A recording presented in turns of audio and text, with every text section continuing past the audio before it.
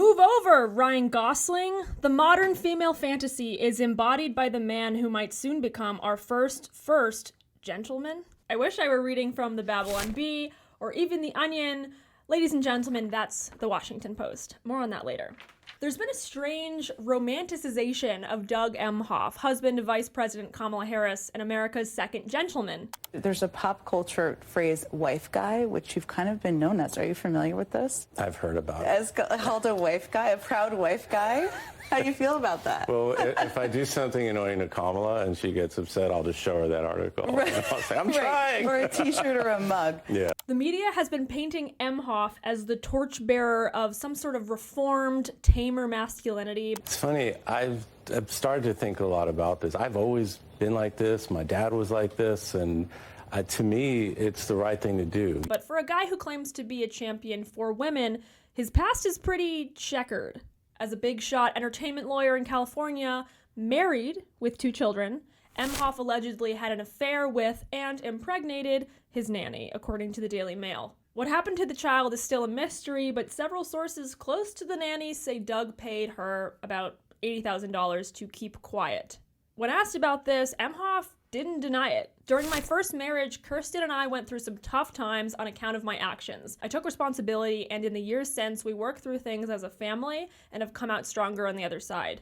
Obviously, Doug and his wife split, and then in 2014, he married Kamala Harris, who was California's attorney general at the time. But there's more. Emhoff was just hit with an accusation of violence against women, again via the Daily Mail. An allegedly drunk Doug believed his date to the Cannes Film Festival was flirting with a valet worker. Without warning, he went up and allegedly physically assaulted the woman, slapping her in the face so hard that she spun around. The process that I went through was extremely thorough and careful about this, because you're right, we're on the eve of an election.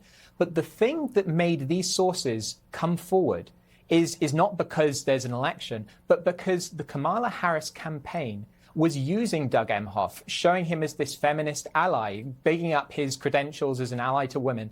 And that just enraged them. And I quoted one of them in the piece saying this, that she thought that it was disgusting that they were portraying him this way when, in fact, these friends knew what had really happened. It all added up with what each of the sources were saying. Those sources were each independently talking to us, and their accounts closely corroborated each other. So that's part of what gave me the confidence in this story.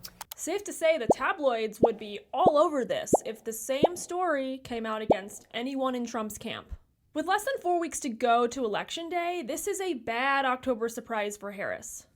So the only comment on the record is this unnamed spokesperson to this small outlet from Doug's team. Have you heard anything from Doug's people?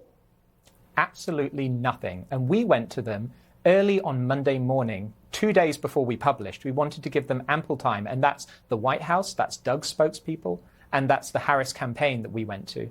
And none of them have said anything to us. I find it curious that 4 days after that, they issued this very short denial in this small online publication. But according to the media, Doug is husband goals, remember? Saturday Night Live portrayed Doug as this doting husband whose biggest flaw is his adoration for his wife. Doug, honey, where are you? The debate's about to start. Right here, Kamala. His eye, Doug. Oh, looks like I gotta notify the Secret Service because we are under a snack attack. Emhoff is seen frequently by Kamala's side, nodding along as she tosses word salads in moments like this. I love Hanukkah because it really is about the light and bringing light where there has been darkness. And there is so much work to be done in the world to bring light. And it is a celebration of always Tikkun Olam, which is about fighting for justice and fighting for the dignity of all people. And it's about rededication. And it's about joy. And it's about joy. And it's about spreading joy around the world. Remember, guys, Emhoff is actually Jewish. After a decade married to Kamala, Doug has perfected his poker face. Growing up, Kwanzaa was always a special time. We came together with generations of friends and family and neighbors. There were never enough chairs, So my sister and I and the other children would often sit on the floor. Democrats have deployed Doug, is my guess, to humanize the Harris campaign as the safe place for unproblematic men who are okay relegating themselves to second place in our society. Unlike those Trump men, they're toxic and destructive. Here was MSNBC host and former Biden-Harris press secretary Jen Psaki just gushing about him. My grandfather taught me how to do scrambled eggs when I was a kid, so I can actually do great scrambled eggs and then a few other things. But Great scrambled eggs. it's good though. That comes in handy. I'm telling you. That's your cooking bio. And There you people go. come for that, so it's good. Emhoff is busting toxic masculinity. But that seems hypocritical, no?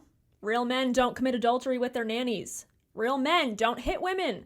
Real men don't promote abortion as the get-out-of-jail-free card for irresponsible sexual choices. It's an issue for everyone. Now this is something that we're talking about. I'm talking about this with my other dad friends. I'm talking about it with my son.